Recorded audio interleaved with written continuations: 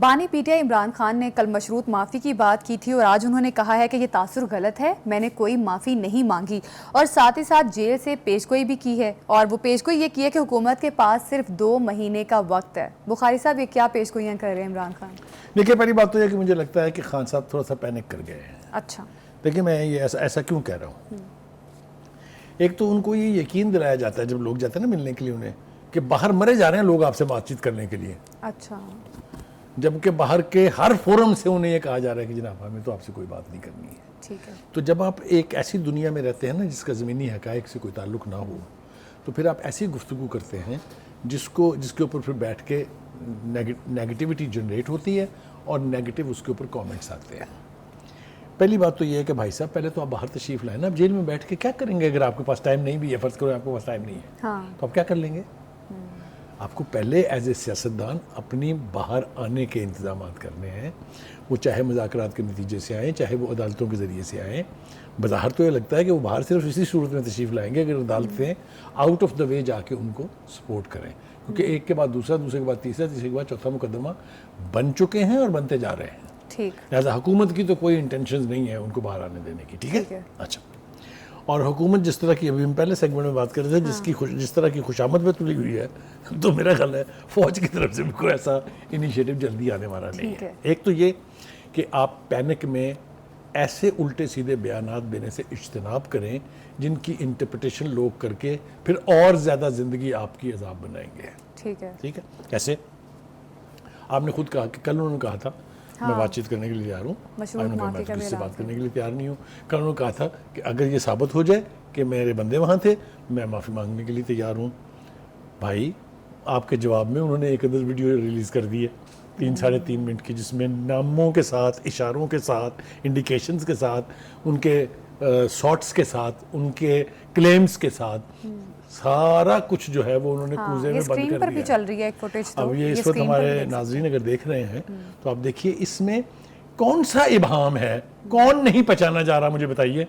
आप इसको जरा तफसील से देखें तो आपको पता चलेगा कि ये जवाबा गजल है। वो जो कहा गया ना कि साबित करें मेरे बंदे थे, अब वो आप देखिएगा इसमें बयानात उनके आएंगे, उनके फेसेस आएंगे। यास्मीन राशिद साहिबा बाकायदा गाड़ी के ऊपर बैठ के, आप मुझे बताएं उनकी उम्र का तकाजा है ये कि वो जुलूस को लीड करें गाड़ी की छत के ऊपर बैठ के? आपने देखा इजाज चौधरी साहब क्या कर रहे हैं? आपने वो वीडियो सुनी जो उनका बेटा उनको बता रहा है कि हमने तहस नहस कर दिया GHQ? और विच सबूत डू यू वांट? आप सॉरी करें, आप कहें कि ये बच्चे बहक गए थे, बच्चे काबू से बाहर हो गए थे, बच्चे प्रवोक हो गए थे, हम आइंदा नहीं करेंगे ये। आप ये आंखों में धूल झोंकना चाहते हैं? आप मुझे बताइए इसमें कौन सा इबाम है और ये कौन सी फुटेज ऐसी है?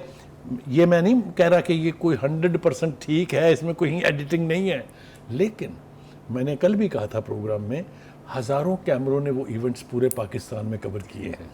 You can not deny everything. Bukhari साहब, एहतजाज करना तो देखें हर कौम का हक है, जमहूरियत का हुस्न भी है, एहतजाज करे अगर आपको कोई रिजर्वेशन है। गवर्नमेंट ने क्या, PDM ने क्या प्रोवोक किया था जो एहतजाज इस लेवल पर पहुंचा? देखिए, प्रोवोकेशन जो है वहाँ आती है जहाँ आपको सुप्रेस किया जाए और आप रिएक्ट करें। ठीक है। ये तो होती है गवर्नमेंट की गलती, लेकिन आप सड़कों पे निकलें और आप हदूद तजावज़ कर जाएं तो ब्लेम हुकूमत पर नहीं आएगा। ठीक है। एक तरफ एक सांस में आप ये कहते हैं कि आपने रोका क्यों नहीं? आपको पता है इसका क्या मतलब है? हाँ जी। हम कल भी कह रहे थे, हम आज फिर कहते हैं, हुकूमत के पास डंडा स्टिक नहीं होती है। फौज के पास डंडा स्टिक नहीं होती, उसके पास गन होती है। वो डिफेंसिव फोर्स है, उसकी ट्रेनिंग ही ये है कि जब आपके मुल्क पर आप पर हमला हो तो आप मैक्सिमम फोर्स इस्तेमाल करें to thought it. Is that right? बिल्कुल। अगर वहाँ खुदा ना खास्ता, मैं तो समझता हूँ कि वो सज़ा तो मिल गई उनको, कोर कमांडर साहब को, लेकिन उनको ये क्रेडिट जाना चाहिए कि उन्होंने बहुत सारा खून खराबा भी रोका है उस दिन। मेरी तरफ देखिए ना। हाँ जी।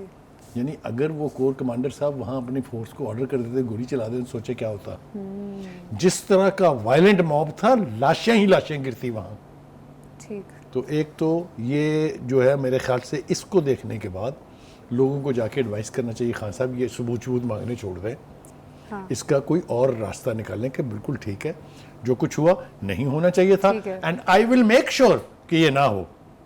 लेकिन आपका रवैया उस वक्त ये था कि आपने 10 मई को सुप्रीम कोर्ट में बैठ के कहा कि आपने देख लिया मेरे टाइगर्स ने क्या किया। आप दोबारा करेंगे, मेरे टाइगर इससे भी बदतर करेंगे। ये रवैये सियासी रवैये नहीं है। ठीक है, इसीलिए इसी बुनियाद के ऊपर फिर उनको कोई कहता है जी ये फस्तायत है, कोई कहता है जी ये कल्ट है, कोई कहता है जी ये डिक्टेटर है, वगैरह वगैरह वगैरह। इसको छोड़ दीजिए। बुखारी साहब 1.25 साल गुजर गए, 9 मई का जो इतना बड़ा इंसिडेंट हुआ है, ये मामला अभी भी कहीं ना कहीं वहीं का वहीं है। देखिए, मैंने कल भी इसकी एक्सप्लेनेशन दी थी कि इसमें ये बहस अभी मंतकी अंजाम को नहीं पहुंची है, ना कानूनी अंजाम को पहुंची है कि क्या सिविलियन का ट्रायल मिलिट्री कोर्ट में होना चाहिए या नहीं। सुप्रीम कोर्ट के पास ये पिटीशन पड़ी हुई है, जब तक इसका फैसला नहीं होगा। बुखारी साहब, आपको क्या लगता है सिविलियंस का ट्रायल सिविलियन अदालतों में होना चाहिए, ताकि सारे लोगों को पता चले कि अगर आप एहतजाज इस लेवल पर करोगे तो इसकी ये सजा मिलेगी। मिलिट्री कोर्ट्स में तो वैसे सिक्रेटिव ट्रायल होते हैं, पता ही नहीं चलेगा क्या सजा मिलेगी। ये तो मेरी और आपकी आज की इंटरप्रिटेशन हो सकती है। ये कोर्ट्स इस हुकूमत ने या इससे पिछली हुकूमत ने या उससे पिछली हुकूमत ने नहीं बनाई है। ये 1952 में कोर्ट्स एस्टैब्लिश हुई थी, मिलिट्री कोर्ट्स। ठीक है। अच्छा, आप मुझे ये बताइए कि जब आप मेरे एयरबेस में दाखिल होके दीवार तोड़ के एक जहाज़ को आग लगा देंगे तो क्यों इसका ट्रायल सिविलियन कोर्ट में होना चाहिए? मिलिट्री कोर्ट्स बनी काहे के लिए थी? जो देखें, जहाँ तक फ़ौज का ये दावा है कि हमारे यहाँ खुद एहतसाबी का एक बाकायदा सिस्टम मौजूद है, उसका नतीजा आपने देख लिया कि कोर कमांडर लेवल का आदमी यानी 3 star general can be tried. फिर उसके बाद आपने देखा वो मेजर आदर के साथ क्या हुआ, कैप्टन हैदर मेहदी के साथ क्या हुआ, वो एक अकबर हुसैन थे उसके। That means there is a system.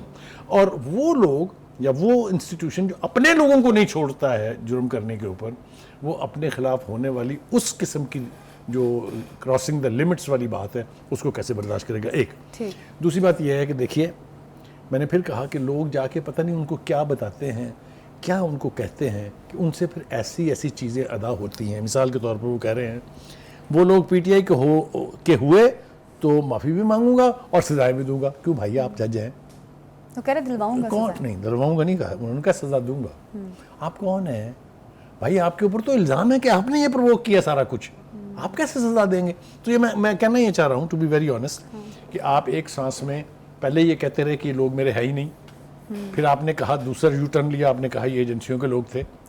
तीसरा, अब आपने कहा कि हमने तो पेट्रोल बम फेंके थे, कहा ना कि जमान पार्क में फेंके थे। क्या उन्होंने ये नहीं कहा कि मैंने कहा था कि जीएचक्यू जाओ? तो इल्जाम क्या है?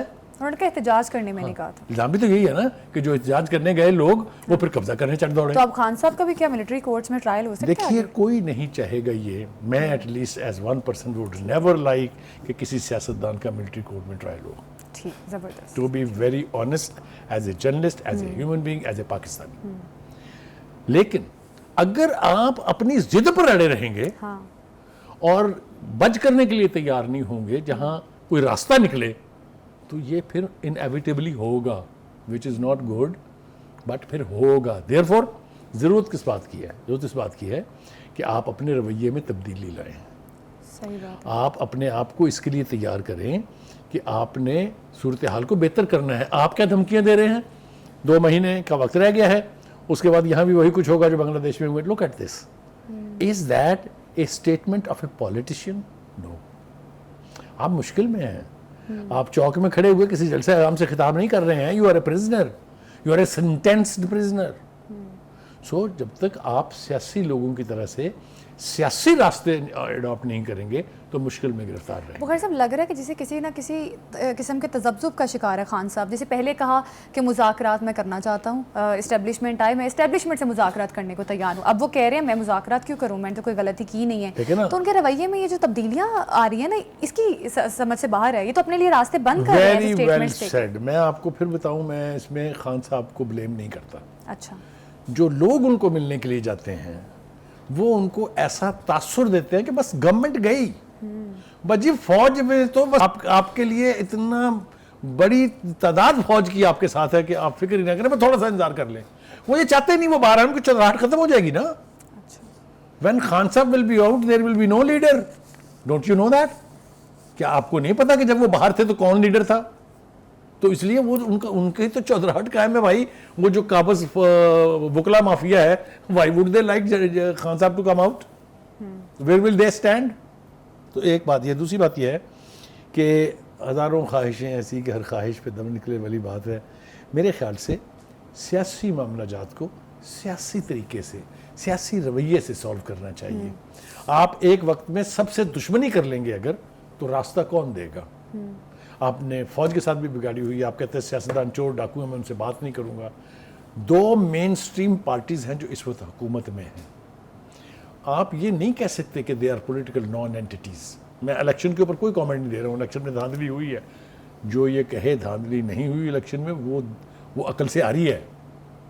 बट 2018 के इलेक्शन में भी तो ये इल्ज़ाम था कि आरटीएस बिठा दिया गया और आपको ले आया गया, तो क्या आपने हुकूमत नहीं की? सो मतलब कहने का ये है कि ग्राउंड रियलिटीज़ को देख के ये तो नहीं हो सकता ना कि 2018 के इलेक्शन के बाद आप इक़्तिदार में आए तो वो ठीक है, कोई दूसरा आए तो वो गलत है। या तो आप समझ नहीं है ना मैं क्या कहना चाह रहा हूँ? मतलब कहने का ये है कि सियासतदानों का रवैया जो है वो सियासी होना चाहिए, उसी से रास्ता निकलता है। जो आपने ये कहा, मैं आपकी बात का जवाब मुकम्मल नहीं दे सका कि मिलिट्री कोर्ट्स में ट्रायल क्यों होना चाहिए। देखिए, हम एक बात करते होते हैं यहाँ मुकाफाते अमल की। जाइए वापस खान साहब के दौर में, क्या उनके दौर में मिलिट्री ट्रायल नहीं हुआ? क्या लोगों को सजाएं नहीं हुई? उस वक्त कहते कि नहीं जनाब ये ट्रायल जो है सिविल कोर्ट में होगा, फिर आज उनकी बात में वजन होता, मैं आप यहाँ बैठ के वकालत कर रहे होते उनकी। तो ये है सूरत-ए-हाल। ठीक है, ये सियासतदानों की माजी में की हुई गलतियां जो बाद में सामने आ एब्सोल्युटली। और सबसे ज्यादा तकलीफ की बात यह है कि वो अपनी गलतियों से सीखते नहीं है। अच्छा बुखारी साहब, अब एक छोटे से कमेंट मुझे बस दे दें।